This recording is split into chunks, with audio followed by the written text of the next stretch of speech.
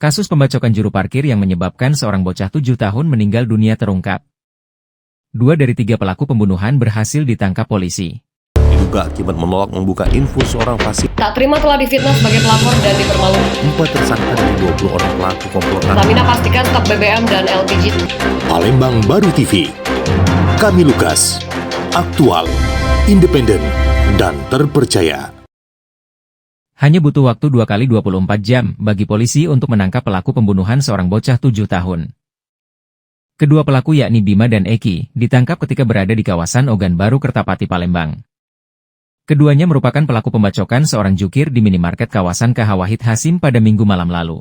Dalam pembacokan tersebut, korban Aryansyah mengalami luka bacok di perut hingga kini masih dirawat di rumah sakit.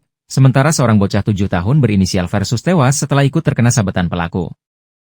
Kapolrestabes Palembang menjelaskan motif terjadi keributan ini disebabkan oleh perkataan korban Aryansyah yang kini dirawat menantang salah satu pelaku. Atas ketersinggungan ini membuat ketiga pelaku menyusun rencana untuk menyerang korban Ari. Kamu ada permasalahan apa dengan si Aryan? Dia Pak, yang sopir Pak. Apa? Yang sopir saya Pak. Kami nyari orang penumpang gitu Pak. Nah, sopir itu Pak. Lalu lagi, yang berkatu Pak. Tak, mana Bima? Nah, aku dengan Bima.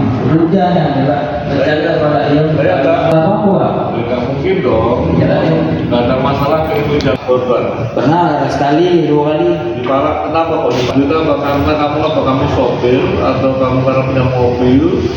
Karena lewat Pak, kalau lewat biasa Pak. Lewat naik apa? Lewat. Kamu punya angkutan atau hanya sopir aja? Sopir. Itu angkutannya siapa? Yang toke Pak. Sopirmu siapa?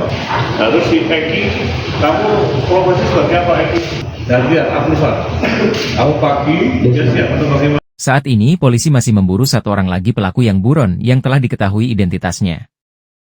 Untuk kedua pelaku terancam pasal berlapis yaitu tentang penganiayaan yang menyebabkan korban meninggal dan perlindungan anak dengan ancaman maksimal 15 tahun penjara. Dari Palembang, Sumatera Selatan, M. Febrian, PB TV mengabarkan.